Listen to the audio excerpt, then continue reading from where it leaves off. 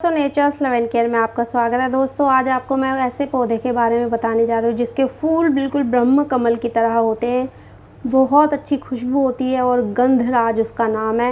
मैं आपको जो पौधा दिखा रही हूँ ये मैं 3 महीने पहले लेके आई थी, लेकिन देखिए इसको मैंने डायरेक्ट सनलाइट इतनी ज़्यादा दे दी कि इसकी हालत आप देख सकते हैं।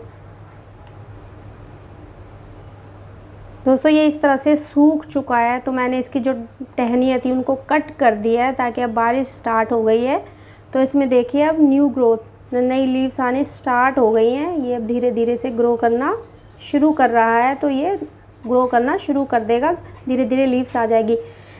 दोस्तों मेन इसका जो रीज़न था सूखने का वो था डायरेक्ट सनलाइट। इसके जो डायरेक्ट सनलाइट की वजह से हालत हुई, उसके बाद मैं दूसरा गंधराज लेके आई क्योंकि इसकी खुशबू बहुत अच्छी है, जिसकी वजह से इसको गंधराज, गंध का राजा बोला जाता है। ये देखिए आप देख सकते हैं ये देखिए किस तरह से इसमें नई लीव्स और ये किस तरह से बुशी है। ये भी दोस्तों गंधराज है।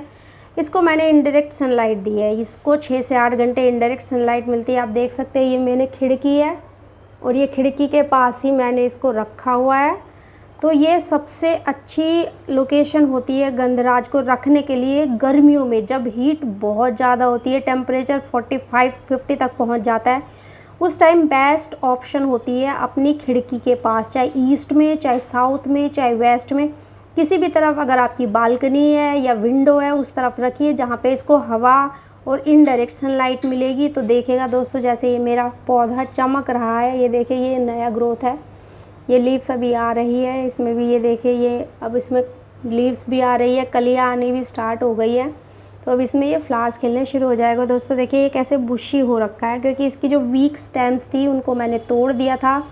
जो भी इसके ये देखिए ये अगर पत्ता जैसे आपको लग रहा है कि इस पत्ते पे लग रहा है डिजीज़ है, तो इसको ये इस तरह के जो पत्ते इनको आप तोड़ दीजिए ताकि हेल्दी जो पत्ते हैं उनको एनर्जी मिल सके। या आपको लगता है कि कीड़े ने देखिए ये इस तरह से ये जैसे ये देखिए ये कीड़े ने खा लिया है, तो इसको आप तोड़ दीजिएगा क्योंकि जो नई लीव्स आ रही है, जो हेल्दी लीव्स आ रही है उनको एनर्जी मिल जाएगी। आप सारा तोड़ दीजिए, अपने पौधे को एकदम साफ़ सुथरा एकदम क्लीन कर दीजिएगा अगर ख़राब पत्तियां तोड़कर।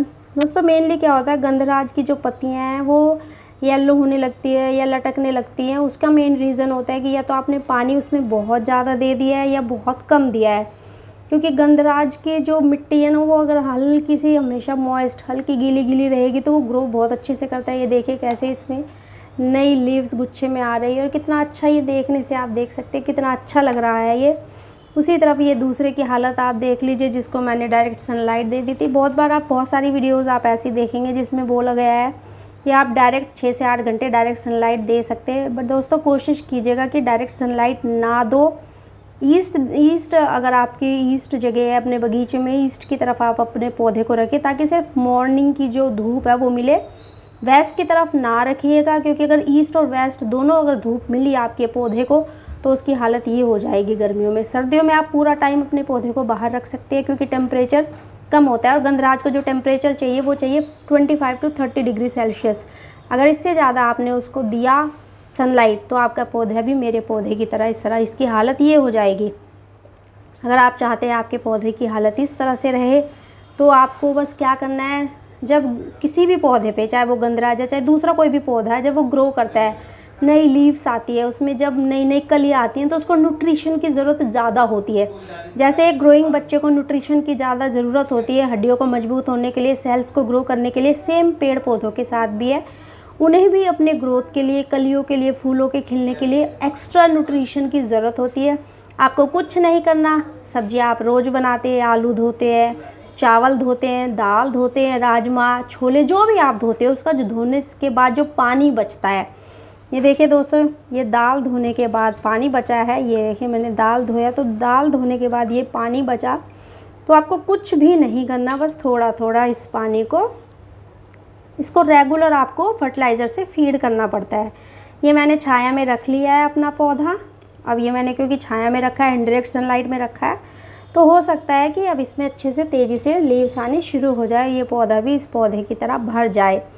दोस्तों इस चीज़ का आपको बहुत ध्यान रखना है कि अगर आप पौधे को ग्रो करना चाहते हैं, उस पर कलियाँ फूलों से भरमार चाहते हैं, एक तो कि उसको कितनी सनलाइट की ज़रूरत है उसका ध्यान रखिएगा, उसको खाद कब कब देना चाहिए वो ध्यान रखिएगा, और दूसरा उसकी मिट्टी की जो जैसे हमारा गंधराज है, इसकी जो मिट्टी होती है थोड़ी एसिडिक होती है, तो हमें उसी तरह से उसका ध्यान रखना पड़ता है। उसको रेगुलर हर 15 से 20 दिन में उसको फर्टिलाइज़र देना पड़ता है।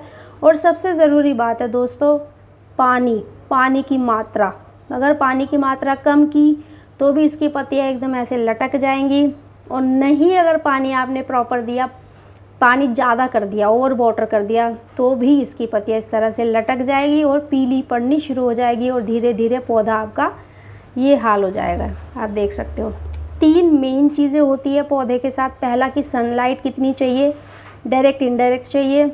दूसरा खाद कब कब देना, और तीसरा पानी की क्वांटिटी की क्या रिक्वायरमेंट है। जब इसकी ये परत, मिट्टी की जब ये परत सूख जाए, जब आपको लगे ऊपर की परत सूख गई है, तो ही इसको पानी दीजिए। और इसको बिल्कुल भी हार्ड, बिल्कुल सूखा भी ना होने दे और बिल्कुल गीला करके भी ना रखे, क्योंकि बहुत ज़्यादा पानी देंगे तो पौधे की जड़ गल जाएगी और पौधा आपका चाहे कितना भी हरा भरा हो वो ख़राब हो जाएगा, मर जाएगा। दोस्तों आपको बस यही करना है, ये 3 चीज़ों का अगर आप ध्यान रखेंगे तो आप अपने पौधे को इसी तरह से हरा भरा देख पाएंगे।